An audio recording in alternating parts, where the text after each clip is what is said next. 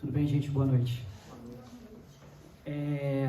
Bom, a noite de hoje a gente vai falar sobre Joana de Ângeles e nada melhor do que começar a nossa apresentação do que com uma imagem como essa, que é um quadro do Caravaggio, Michelangelo Caravaggio, que se chama Narciso. Eu não sei se vocês conhecem a história de Narciso. Narciso é um conto, um mito grego, onde Narciso era filho de um deus com uma ninfa, e antes dele nascer, os pais vão até o oráculo. Toda a história grega que se preze, os pais levam o filho até o oráculo antes, e sempre vai dar algum problema quando eles fazem isso.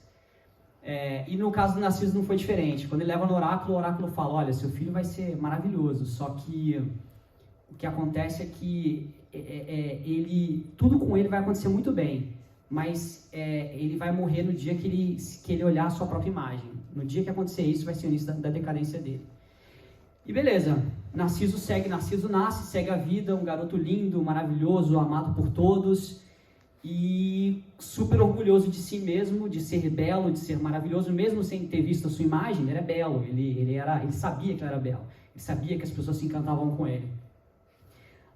E aí todas as mulheres da Grécia iam atrás dele, e nisso ele ia debochando, ele ia desprezando, a palavra é desprezando as mulheres, e um dia ele despreza uma ninfa, a ninfa reclama para uma deusa, a deusa fala: deixa comigo, reclama para Afrodite deixa comigo. Vai acontecer que ele se ama tanto, que no dia que ele olhar a própria imagem dele, ele vai se apaixonar pela imagem dele. Um belo dia ele tropeça, cai na beira na frente de um lago. Nisso ele olha para o reflexo dele e ele fica tão apaixonado consigo mesmo que ele esquece tudo ao redor e ele vai definhando, ele vai morrendo, porque ele não sai de lá para comer, ele não sai de lá para absolutamente nada, e ele vai definhando, ele vai morrendo até que ele morre. Então esse é o conto de Narciso. Inclusive eles falam de que depois que ele morre, quando ele vai atravessar o rio da morte dos gregos, ele atravessa o rio no barco olhando para o rio, olhando para a imagem dele, de tão apegado à imagem dele que ele está. E o Caravaggio reflete isso muito bem com essa imagem do reflexo. E essa é o tema da nossa palestra de hoje, que é uma conexão com a palestra de hoje. A Joana de Ângeles, e a gente já pode entrar sobre isso, ela é mentora do Divaldo Pereira Franco, que eu acredito que seja o maior médium encarnado hoje que a gente tem no planeta. Algumas pessoas podem achar diferente, mas mais de 250 livros escritos, obras incríveis de caridade, Mansão do Caminho e tudo mais. E através do Divaldo, a Joana de Ângeles, ela escreveu vários livros com uma pegada muito interessante, porque a Joana de Ângeles é como se ela fosse a psicóloga dentro do meio espírita, dentro dos espíritos, dentro dos médiuns de quem escreve. Ela tem uma característica muito de psicólogo. Se você pegar o Emmanuel do Chico Xavier, por exemplo, ele bate muito na parte moral, ele é muito moral. A Joana de Ângeles, ela leva para um caminho mais do lado da psicologia. Tanto é assim que tem uma série de 17 livros da Joana de Ângeles que chama série psicológica. Dentro do meio espírita a gente chama isso de a série psicológica. São 17 livros onde a Joana de Ângeles ela explora a psicologia. Não é que ela explora a psicologia, é que o que ela vai passar para a gente é muito semelhante ao que se discutia na época, década de 50, sobre psicologia. No início do século passado, a gente está falando de 1900 e pouco, a gente tem Freud, que é o pai da psicanálise, e surge um cara, que é esse senhor que está aqui do lado, que é o Carl Jung. Não sei se estou pronunciando correto, ele é um suíço. O Carl Jung, ele é o pai da psicologia analítica. Psicologia analítica é diferente de psicanálise. Psicanálise, ela foca no inconsciente do indivíduo. E aí o Freud diz que os problemas vêm do teu inconsciente, quando você acumulou quando você era criança, e também muito associado com a parte do libido, com a parte sexual. E aí o Freud explora isso. O Jung, ele explora uma coisa meio diferente. O Jung fala assim: Freud, tudo bem, o ser, né? O ser, que é composto pelo e aí eu vou falar uma palavra, vocês vão falar, tá, eu sei quem é o Jung. Quem cria o termo sombra é esse cara aqui. Quem cria o termo sombra na psicologia, que a gente, no meio espírita, a gente traz pra gente, foi o Jung. Então o Jung fala assim, tudo bem, a gente tem esse lado do indivíduo, mas existe um inconsciente também do coletivo. Não só o indivíduo tem coisas do inconsciente que afetam ele, mas também o inconsciente coletivo afeta esse indivíduo. E aí ele vai trazer as teorias dele. Bom, as pessoas que, os grandes estudiosos então da Joana, eles fazem essa conexão com Jung, nessa questão de trabalho da psicologia, e aí fazendo para ela com Jung, que é essa questão do inconsciente coletivo, e do inconsciente do indivíduo e do inconsciente coletivo, a Joana de Ângeles escreve os textos dela explorando muito isso. Essa questão do inconsciente, só que para a gente espírita, o inconsciente é lembranças da vida anterior que a gente teve. Então, coisas que a gente traz dentro da gente, que para Freud, para Jung, são quando era criança, ou para o Jung era tanto criança quanto do coletivo, a Joana de Ângeles entende que isso, e nós entendemos que isso seja, na verdade, herança de coisas anteriores que a gente traz para hoje, e a gente deixa, e meio que transborda no nosso ser, na nossa forma de ser, essas coisas que a gente tem, que a gente traz de vidas passadas. Então, basicamente, então a Joana de Ângeles, ela fala, olha, as pessoas sofrem por causa dessas coisas que estão reprimidas dentro do inconsciente delas, que é o reprimido delas, isso na visão do Jung, mas na visão da Joana de Ângeles as pessoas sofrem porque elas trazem dentro de si coisas de vidas anteriores que precisam ser resolvidas. E a única forma de resolver isso é autoconhecimento. Então, que a gente já falou muito aqui, a terceira vez que eu venho no centro, as 2 primeiras vezes que a gente falou, autoconhecimento. Então, a Joana de Ângeles bate muito em autoconhecimento. E a gente precisa entender o que é autoconhecimento. A gente precisa entender o que é, como é que a gente faz isso, como é que essa coisa funciona. Beleza? Então, essa é uma introdução para a gente falar quem é Joana de Ângeles, quem é Divaldo e quem é Jung. Não vou falar mais do Jung, a introdução era mais só para fazer um paralelo com isso. E agora eu vou trazer, eu estava conversando com a Eloy quando a gente vinha no carro, que algumas coisas acontecem ao redor, a arte traz algumas coisas que aceleram o espiritismo. Por exemplo, livros. A gente estava falando sobre o livro da Zíbia Gasparetto, antes de vir para cá, que era o Nada é por Acaso. É um exemplo de um livro, que é um romance, que é a porta de entrada para as pessoas para dentro do meio espírita. E a 7ª arte, que é o cinema, também tem essa função. Esse filme é espetacular, para mim esse filme é melhor até do que o filme sobre Chico Xavier. Esse filme é o filme Divaldo, conta a história do Divaldo, que é Divaldo, o Mensageiro da Paz. E nesse filme, Divaldo interage muito com a Joana de Ângeles. E ele interage com a Joana de Ângeles com diálogos que são extremamente profundos, que você vê o filme tendo que parar e voltar, e parar e voltar. E aí eu separei um trechinho desse filme pra gente ver agora, pra gente explorar ele. Vamos lá. Deixa a tua parte. Não te preocupes mais e siga amando. Que ao final dessa jornada, ao olhares para trás, perceberás que as pessoas, os problemas e mesmo esse mundo nunca existiram como tu os via. Eles só foram colocados em torno de ti para te dar a oportunidade de evoluir enquanto espírito. Bom, isso acontece logo quando o Divaldo, aqui nesse ator que eu não sei o nome, ele se reconcilia com um obsessor de mais de 400 anos. E aí a Joana começa falando, olha, tá tranquilo, tá resolvido, vamos pra frente. Essa frase é tão importante que eu parei ela quando eu estava vendo o filme para ir indo por um, e eu vou fazer, a gente vai fazer esse exercício hoje. Vamos lá. Então ela começa dizendo, ao final dessa jornada, ela vira para o Divaldo, ao final dessa jornada. No final dessa jornada, ela está falando dessa jornada encarnatória, dessa jornada material, ok? Ela não está falando de uma jornada do fim do espírito, não. Ela está falando especificamente dessa jornada em que ele está encarnado. Então ela vai lá, no final dessa jornada, ao olhar para trás. Olhar para trás é aquele momento em que a gente chega no final, a gente desencarna, E a gente olha e fala, o que eu fiz da minha vida?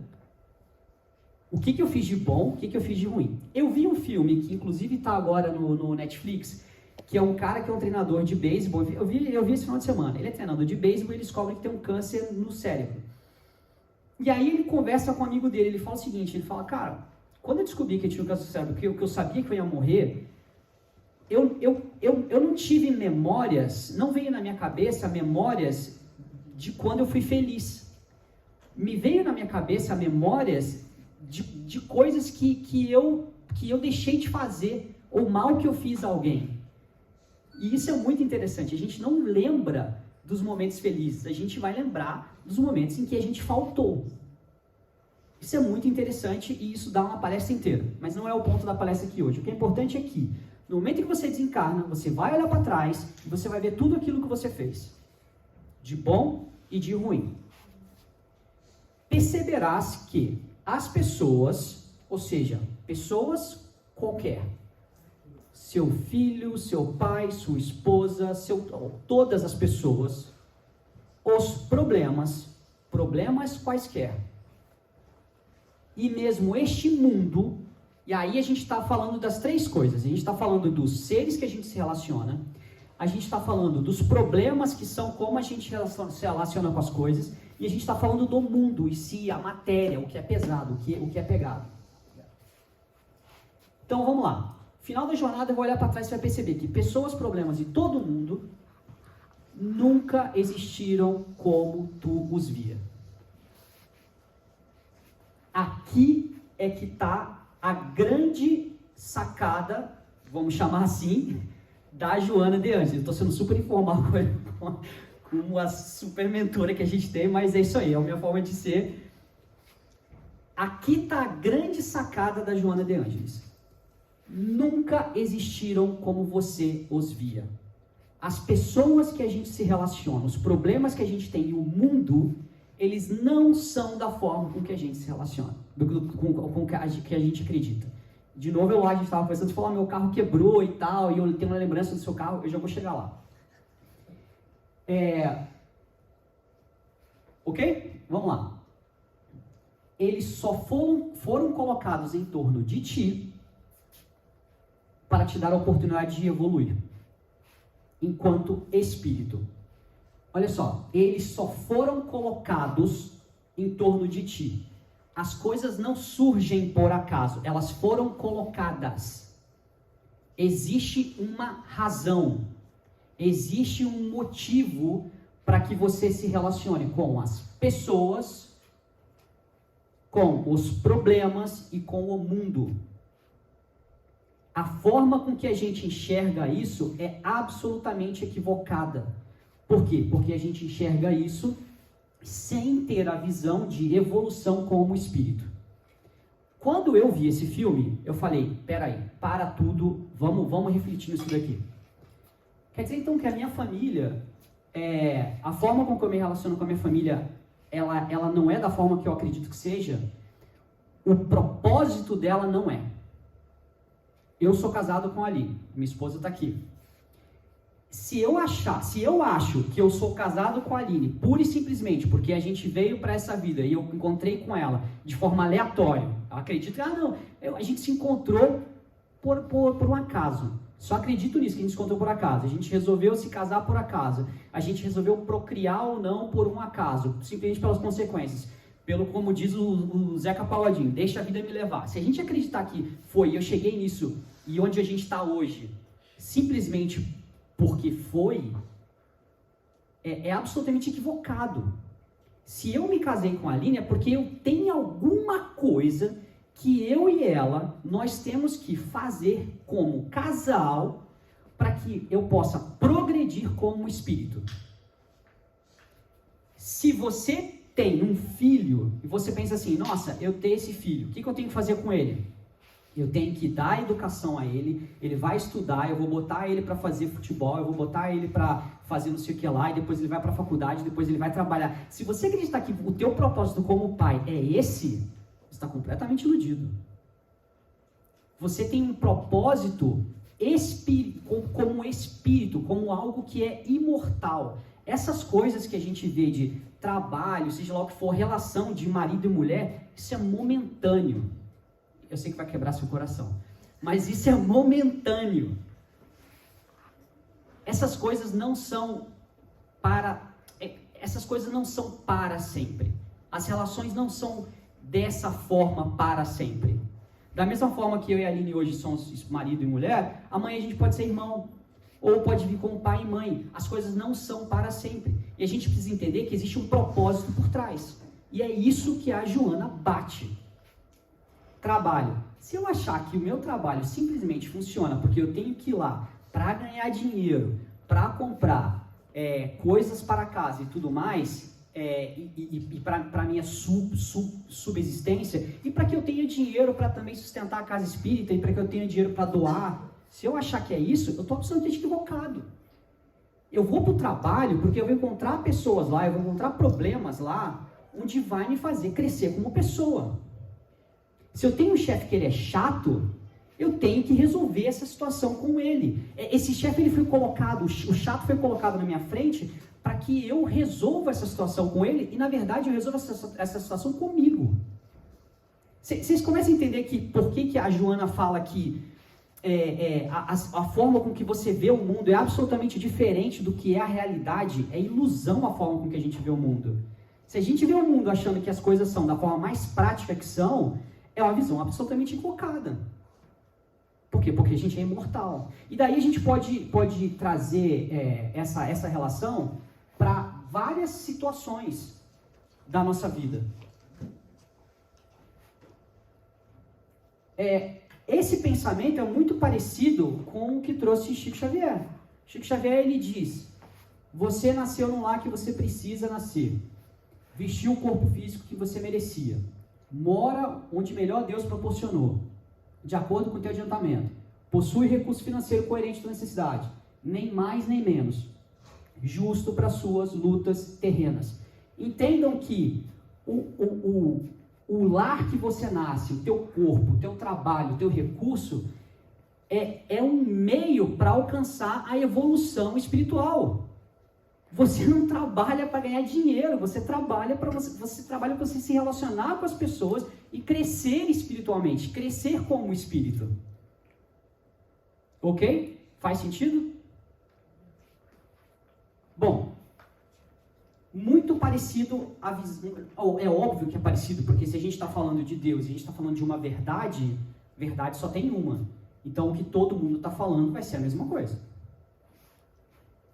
Bom, então a gente pode trazer alguns pontos agora de novo da Joana de Ângeles para esclarecer um pouco mais, entrar um pouco mais nisso. A realidade espiritual é diferente da realidade material. Por que a realidade espiritual é diferente da material? Porque a realidade espiritual é uma realidade eterna. É uma realidade não perene. A realidade material é uma realidade perene, é uma realidade que ela morre. Tudo que é material é transitório. E a gente poderia ficar explorando aqui, eu sei que o meu tempo é curto, mas a gente poderia entrar em falar sobre pré-socrático, sobre essa questão do que é real, o que é ilusório, aquilo que aquilo que é transitório, como dizia Heráclito. Heráclito dizia: ninguém toma banho 2 vezes no mesmo rio.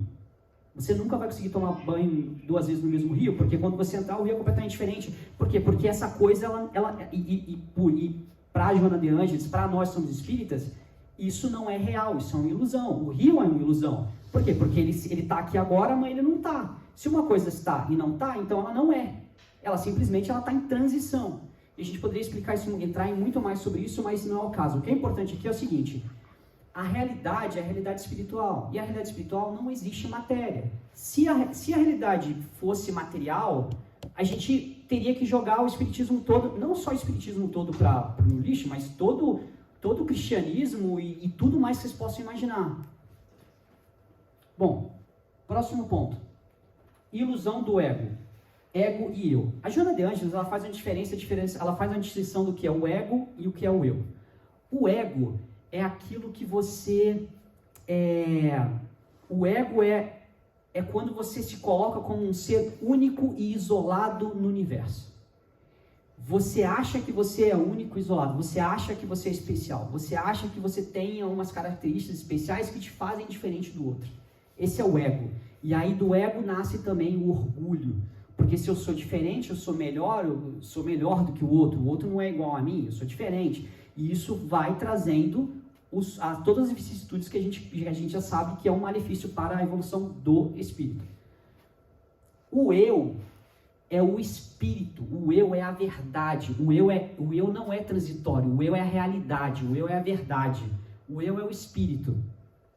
Então, o ego, ele é transitório. Por que ele é transitório? Porque você acha uma coisa que está amarrada a alguma condição material, alguma condição temporária. Narciso era orgulhoso porque ele era bonito. Beleza, é uma condição temporária. Tem um filósofo grego que eu adoro, ele é estoico, eu não sou absolutamente estoico, mas é chamado Epiteto. E o Epiteto dizia o seguinte, ele falava assim, se alguém vier e elogiar o seu cavalo, tipo assim, se está lá com um cavalo, se o seu cavalo é lindo, alguém vem e elogia o seu cavalo, quem tem que ficar feliz é o cavalo, não é você, porque a beleza é dele, não é sua. Então, se você tem se o Narciso tem um corpo bonito, quem tem que ficar feliz é a matéria, não o espírito. Aquele corpo não é do espírito. Vocês conseguem entender a diferença? Essa visão do Epiteto é incrível quando ele fala isso. E muitas vezes as pessoas vêm e falam pro meu cachorro, tem um Jack Russell, fala assim, nossa, que cachorrinho bonitinho. Eu olho pra pessoa e falo obrigado, mas dá vontade de falar, tá, fala pra ele, não pra mim. Você tem que falar pra ele que ele é bonito. Eu não tenho nada a ver com isso. Não fui eu que fiz ele assim. Mas então a ilusão do ego e do eu é o que causa sofrimento. Por quê? Porque se eu começo a achar que eu sou essas coisas transitórias que o ego monta, essas coisas, como elas são transitórias, uma hora ela acabou, vem o sofrimento. Tem a ilusão do sofrimento e da dor, onde a gente acha que coisas que estão ali para nos fazer sofrer e para não causar dor, a gente acha que aquilo ali é algo ruim. E isso nos causa sofrimento. Por quê? Porque a gente não faz o exercício que a Joana falou. Quando você olhar para trás, você vai perceber que aquilo ali não foi um sofrimento de verdade, uma dor de verdade. Aquilo ali foi colocado para te ajudar a você crescer. E também a ilusão do materialismo que a gente já falou. Papel do autoconhecimento, isso é fundamental. A gente precisa falar mais sobre autoconhecimento, a gente precisa entender mais, só que a gente precisa ter uma conversa séria sobre autoconhecimento. É sério mesmo. É aquela coisa que a gente estava falando semana passada de... a gente precisa entrar lá dentro e uma sessão de terapia mesmo, é você com você mesmo. Eu sou egoísta. Por que eu sou egoísta? Porque eu sou imperfeito? Não, isso não é a resposta. Eu tenho que entender por quê. E eu tenho que ir lá dentro, entender qual que é a razão. O que me faz ser egoísta? Por quê? Qual que é a base, qual que é o pilar que fundamenta eu poder subir num lugar e falar que eu sou orgulhoso? O que é esse degrau que está me fazendo achar que eu estou aqui em cima? Se eu não entender o que é esse degrau, se eu não conseguir enxergar o que é esse cara, eu nunca vou conseguir fazer essa reforma íntima. Então a Joana de Anjos bate muito nisso, na questão do autoconhecimento, da reforma íntima. A realidade do amor e da evolução. Amor é verbo. O amor é um verbo. Você ama alguém. Não alguma coisa, tá? Você ama a alguém. Não se pode amar sem ser a alguém. Ou a si mesmo ou ao outro. Amor não é substantivo. O amor é um verbo. Verbo é uma ação. Não existe amor sem ação. Ok? Vou pular isso porque eu acho que a gente não vai ter tempo. Mas basicamente estou citando esse Epiteto e outra coisa. E eu ia citar um pouco de Buda também. Mas como estamos aqui com pouco tempo e falando sobre dentro de uma casa espírita, vamos dar foco nisso. E a gente tem algumas passagens bíblicas que reforçam essa questão do que é ilusão, do que é real. Em primeiro lugar, Mateus traz que Jesus falou, não junteis tesouros na terra. Por quê? Porque isso não é real. Buscai primeiro o reino de Deus e sua justiça e todas essas coisas vos serão dadas. Em nenhum momento ele não traz nada material. Buscai o reino de Deus. Isso, a gente reza, né? Venha a nós o vosso reino, a gente pede por isso. Só que, desculpa, a gente tem que ir até lá. Então a gente tem que buscar isso. Não é o venha a nós, né? Ou seja, a gente tem que buscar esse reino de Deus e essa justiça. Justiça no sentido de ser justo. Ser um ser humano justo. Ser um espírito justo. Correto, bondoso. E por último, o mais interessante é, vós sois do mundo, mas eu não sou do mundo. Essa aqui Jesus já... Ou seja, vocês ainda não conseguiram entender que vocês vivem nesse mundo achando que o mundo é tudo para vocês. Mas eu não sou do mundo. Porque eu sei que o meu reino não é desse mundo, eu sei que existe algo muito maior. E sabe o que é mais engraçado, gente? Nós somos espíritos. A gente sabe disso, a gente lê sobre isso, a gente sabe disso, mas a gente não consegue incorporar isso dentro da gente. Porque se você realmente acreditasse que você não é desse mundo, de que você é de um outro mundo, que não desse, que esse aqui é só um mundo temporário, se você realmente acreditasse nisso, talvez, assim, você não ia estar aqui, na verdade, né? Você não ia estar nesse mundo. Porque você não ia sofrer, você ia entender as coisas da forma como que elas realmente são, tudo ia ser diferente. Agora, por que é difícil, tão difícil da gente aceitar isso? Por que é tão difícil da gente aceitar que nós somos imortais? Essa é uma questão que tem que ser, de novo, senta e pergunta para você mesmo. Por que eu não consigo aceitar que eu não sou desse mundo? Em que sentido se deve entender a vida? Os espíritos respondem, a vida do espírito é que é eterna. O corpo é transitório e passageiro. Quando o corpo morre, a alma retoma a vida eterna. Gente, a importância da Joana de Ângeles, a importância do André Luiz, do Emmanuel e todos os outros mais que escrevem, Humberto de Campos e todos os outros mais, é porque eles expandem as respostas dos espíritos. Então aqui os espíritos respondem dessa forma. A Joana de Ângeles escreve mais de 20 livros falando sobre isso, para que fique bem claro e mastigado. Essa é a importância dos nossos mentores, da importância dos mentores que a gente tem hoje, que trazem para a gente essas mensagens. E para terminar, a Joana não deixa a gente sem uma resposta para o começo, ela vai dar uma resposta agora para o final. Se viveres assim, na consciência da imortalidade da tua essência divina, quando chegar o último dia desse corpo aqui na Terra, verás que a luta nunca foi contra o outro. O tempo inteiro foi entre você e você mesmo. O maior desafio da criatura humana é a própria criatura humana. Essa questão do maior desafio da criatura humana é a própria criatura humana, é o que martela na cabeça do ser humano desde que ele começa a ter consciência de si mesmo e consciência de que ele é um ser único. Então, todas as linhas de filosofia, de pensadores, eles vão bater nessa questão do desafio da criatura humana, sendo a própria criatura humana, como é que ela se vê no meio, como é que ela se vê no universo, sendo essa linha filosófica ateísta ou que acredita em Deus, todas elas é a mesma coisa, tentando explicar por que a criatura humana está sempre em conflito consigo mesmo. E no final a resposta sempre é consigo mesmo. Mas o Joana de Ângeles traz então que viver com a consciência da imortalidade, da essência divina. Se a gente conseguir viver com essa consciência da imortalidade, da essência divina, quando alguém te fechar no trânsito, você não vai xingar a pessoa, porque você... Gente, você é imortal, você é divino, que se preocupa com isso? Tem uma... Eu esqueci o nome dela, gente. Eu adoro as palestras dela. Que ela fala o seguinte, imagina que vem uma criança de 5 anos e deu um chute na sua canela. Você vai olhar para a criança e vai falar, ai, doeu, mas tudo bem, bonitinho, passa. Agora, se vier um marmanjo de 40, ou eu, dou um chute na sua canela, você vai ficar chateado. Certo? Ou seja, as coisas são relativas, sabe? Por que às vezes o que a gente vê a criança dando chute na canela, é a gente dando chute na canela, ou é alguém completamente imaturo fechando a gente no trânsito e xingando a gente, ou irritado com a gente, no supermercado, seja lá onde for. Então quando a gente se coloca numa posição de o mais velho para uma criança de 5 anos, tudo que a gente vê na Terra, todos os conflitos, passam a ser banais, passam a ser infantis. Tudo passa a ser infantil. Porque você está se vendo como... E não é se colocando em um pedestal. É simplesmente olhando, não, tudo bem, um dia ele vai chegar, ele vai conseguir enxergar aquilo que eu consigo enxergar.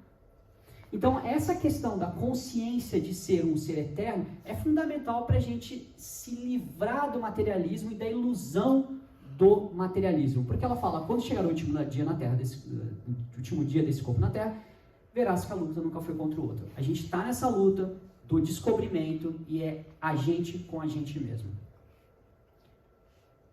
João, a verdade o libertará. É só através da verdade que a gente consegue essa liberdade da gente tirar essas camadas de materialismo da gente. Eu acho que eu passei do tempo. Eu quero agradecer a vocês. Eu acho que a gente normalmente abre para pergunta ou para comentários. Não só pergunta e comentário, gente. Colaboração também. Quiserem adicionar coisa a mais, é isso aí.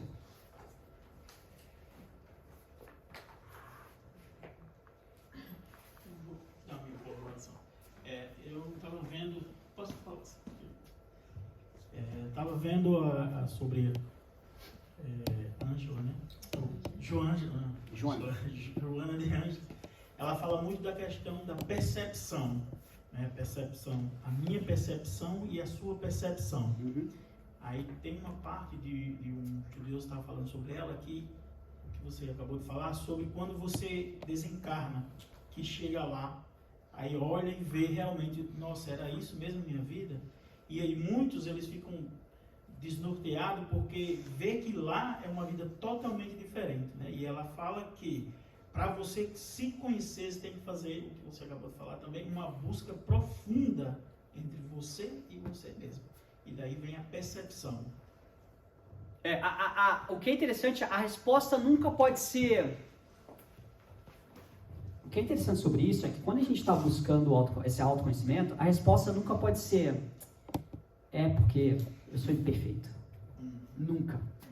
Porque isso é um atalho para você, tipo assim, eu não quero saber qual é a verdade. E a gente volta em Carl Jung quando ele fala sobre esse lado sombra. Então tem que ser uma coisa muito de conflito. E essa questão da percepção tem a ver com... Isso é muito... Platão fala isso. Platão que a gente fala que a gente tem... Não só Platão, todos os filósofos gregos ali daquela época falam que você tem o mundo das ideias e o mundo dos sentidos. E a Joana de Ângeles falam que as pessoas se perdem no mundo dos sentidos. O mundo dos sentidos são o mundo das sensações. Meus olhos, minha boca, o cheiro, o que eu percebo. Esse mundo sensível é ele que me ilude.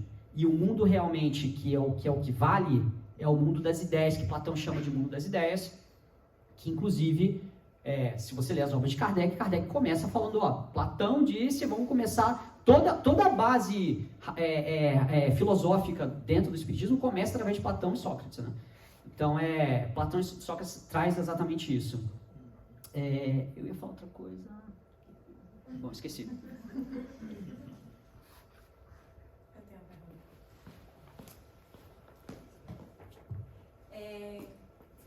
O que você recomenda para a gente não cair? A gente tem consciência, né, do espiritualismo, né, do nosso eu. Eu chamo de eu sagrado, como o Ricardo Melo também chama de eu sagrado, né? A Joana chama de eu. Mas eu divido em o eu humano, materialista. Esse é o ego. O ego. Como é que a gente tem a consciência e quando vai colocar na prática, o que você recomenda para a gente não se perder no materialismo?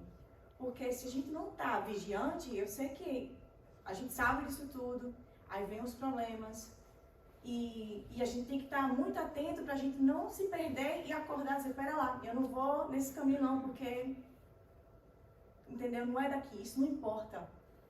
Né? Tudo que é transitório não importa. Se você olhar para uma coisa e aquilo for transitório, não importa. Minha casa pegou fogo em Los Angeles. É transitório, não importa. Pensa em qualquer coisa. Eu tô falando até de... Gente, eu tô falando até de doença grave. Ah, eu tenho câncer. Isso é razão de sofrimento? Não, porque é transitório. Eu preciso entender o que está por trás. Lembrei o que eu ia falar. Quando você desencarna e olha para trás, por exemplo, tem muitos romances e livros que contam isso. A pessoa desencarna, ela olha para trás e ela fala assim, nossa, eu não fui, o André Luiz chama de completista, né? Eu não fui um completista, ou seja, não consegui fazer tudo o que eu fiz. E eu não consegui fazer porque, tipo assim, eu tava indo nesse caminho, a oportunidade passou aqui do lado, e aí os espíritos falam, cara, a gente te botou várias vezes na sua frente. Várias vezes na sua frente. Mas por quê? Porque você estava buscando coisas que são transitórias. E quando você busca a coisa... Eu vi um artigo hoje, olha como é que é a espiritualidade. Eu vi um artigo hoje que a mulher diz o seguinte, ela fala, o mundo de hoje, os adolescentes, até a gente porque a gente também fica em negócio, a identificação do eu está muito associada em ser visto. Só que o problema é que não é todo mundo que consegue ser visto. Só que essa geração que a gente está criando, que está surgindo, é uma geração de que existe uma subjetividade de que eu só existo se eu sou visto. É ou não é, gente? Sim. Ou seja, ele precisa postar no Instagram e ter like. Ele precisa fazer alguma coisa e ser visto. Se ele não for visto, ele não existe. Então, isso gera uma geração de depressão, de altos níveis de depressão e o maior nível de suicídio entre adolescentes de toda a história. Por quê? Porque a pessoa acredita que ela tem que ser vista para ela existir. Ela não consegue existir por si só. Ela não consegue existir pelo eu. Ela precisa existir pelo ego. E quando ela tem que existir pelo ego, o ego é transitório. Qual você acha que é o papel da fé pra gente ser mais realista, menos iludidos? Nossa, que pergunta boa. Alguém tem a resposta aí? Alguém tem a resposta? Eu não tenho uma resposta, mas talvez claro. Uma consideração. Eu acho que a fé é uma coisa que a gente... A palavra em inglês é perfeita, we lack of it. Assim, a gente não é realmente... A gente não tem a fé verdadeira. Porque se a gente tivesse essa fé verdadeira, a gente não sofreria.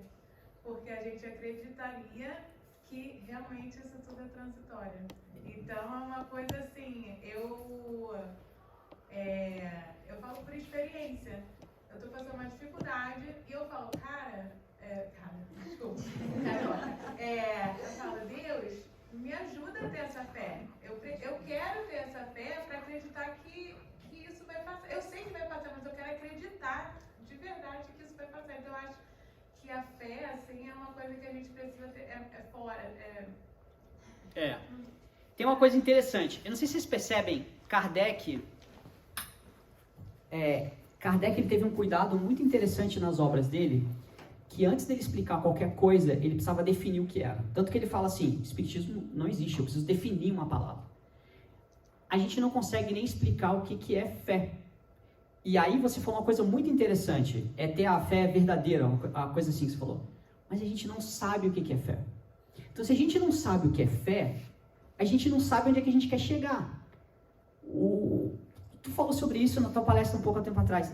No livro Alice, País das Maravilhas, a Alice chega no Coelho e fala, Coelho, eu preciso ir para um lugar. E aí aí o Coelho fala, tá, você quer ir para onde? Ela falou, não sei, qualquer lugar. O Coelho fala, bom, para quem não sabe para onde quer ir, qualquer lugar serve. Se a gente não sabe o que é fé, a gente fica perdido, a gente fica... E é isso que acontece. As pessoas, elas falam assim, não, eu preciso ter fé, eu vou buscar aqui. Aí eu vou buscar ali, e eu vou buscar em tudo que é lugar. Então, a gente precisa definir o que é fé, e é muito difícil definir, cada um tem a sua definição de fé, né? Seja ajudar a passar pelas dificuldades, seja acreditar naquilo que não é visível, que não é racional. Outro dia eu estava lendo o que é revelação. O que é revelação? Dentro da filosofia, revelação e a filosofia é o que separa a filosofia da teologia. A filosofia é completamente racional. A teologia é quando não tem razão e eu preciso de alguma coisa externa que vem de um Deus, que vem de uma estrutura sagrada, para me dar esse entendimento, que é o que acontece com a gente. Então, por isso que a gente chama aqui, a gente fala do Espiritismo na terceira revelação, porque ele precisou ser revelado para que a gente conseguisse montar toda a estrutura de pensamento. Então,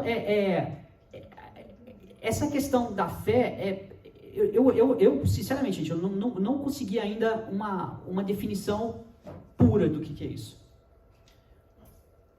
Eu queria só acrescentar também não é uma pergunta.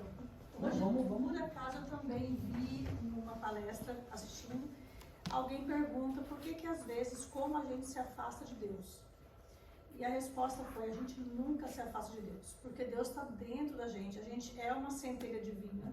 O que acontece é que às vezes, quando a gente se apega demais a esse ego e deixa o eu para trás, a gente presta muita atenção nesse mundo material, onde a gente é disposto para esse desafio atual, e a gente esquece que ele está lá dentro.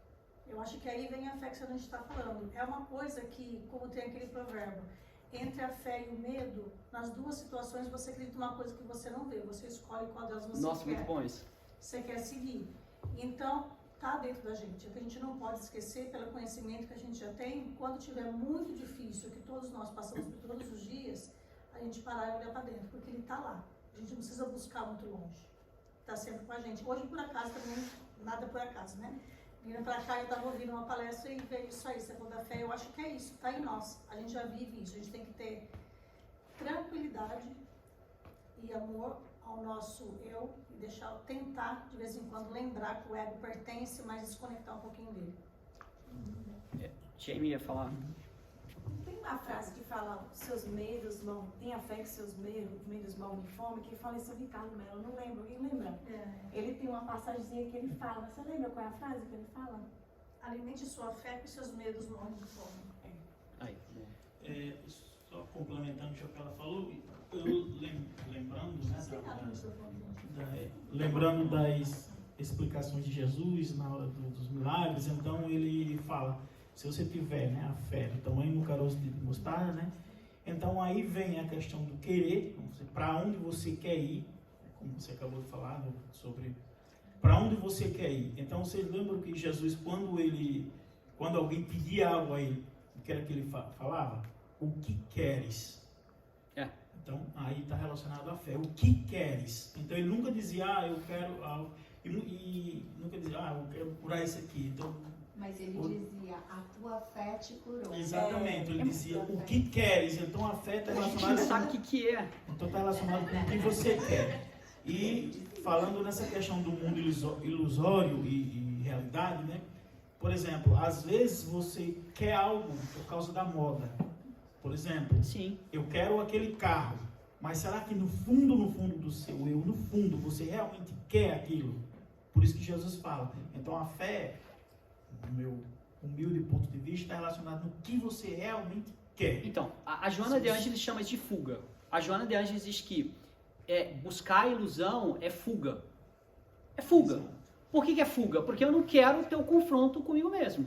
Agora, tem uma coisa sobre fé que eu quero trazer, bastante interessante. Essa semana também, eu vi que estava vendo uma pessoa falando, existe uma tradução errada do Salmo 23. Salmo 23 diz, Deus é meu pastor e nada me faltará. Você viu isso, né? E isso para mim é uma boa explicação de fé. Ele fala que a tradução foi feita errada. A tradução do hebraico é, Jesus é meu pastor e ele não me faltará. Gente, é completamente diferente. É completamente diferente. E é tudo a ver com a Joana. Tudo a ver com a Joana. Porque Deus é o meu pastor e nada me faltará, desculpa. vai te faltar. Fica muito Vai te faltar. Porque no dia que não te faltar, tu não vai estar nesse plano. Se eu não estou enganado, foi a outra que falou. Eu vi foi aquele filósofo brasileiro, aquele careca lá, como é que é o nome dele? Ah, é o que é ateu, né? Pondé. Não, não é o Pondé, não. É ele. É o outro. Carnal. Karnal. É ele mesmo que é. Viu, Karnal? Gente, é completamente diferente. A gente foi enganado. E a gente foi completamente enganado. Jesus e o pastor, e nada me faltará, é super materialista. Mas Agora, é cômodo, né? mas agora Jesus, mas só que tá, Jesus é meu pastor e ele não me faltará, significa que em todos os momentos da minha vida que me faltar algo, Ele estará lá. ele vai estar lá. Vem até a mim que eu... A senhora tem uma pergunta? Eu falo sobre isso, no Salmo 23, tem um ex-pastor, ele foi excomungado da igreja evangélica, o nome dele é pastor Caio Fábio. Ah, sim, eu gosto dele. Ele fala sobre isso, ele tem uma interpretação que eu gosto bastante. O Senhor é meu pastor e nada me faltará, no sentido de nada há de me fazer falta. Eu não vou nem sentir falta do carro, da casa, porque o Senhor é meu pastor. E aquela a mulher que sempre fez referência, eu acho que foi a professora Lucilena Galvão? Não foi da Aquela também Foi fala de- sobre o... Inclusive a gente estava conversando sobre ela, Luciana. Ela vai voltar agora em maio. Ah, legal. É isso, né? É isso? É isso. Obrigado, gente. Obrigado mesmo.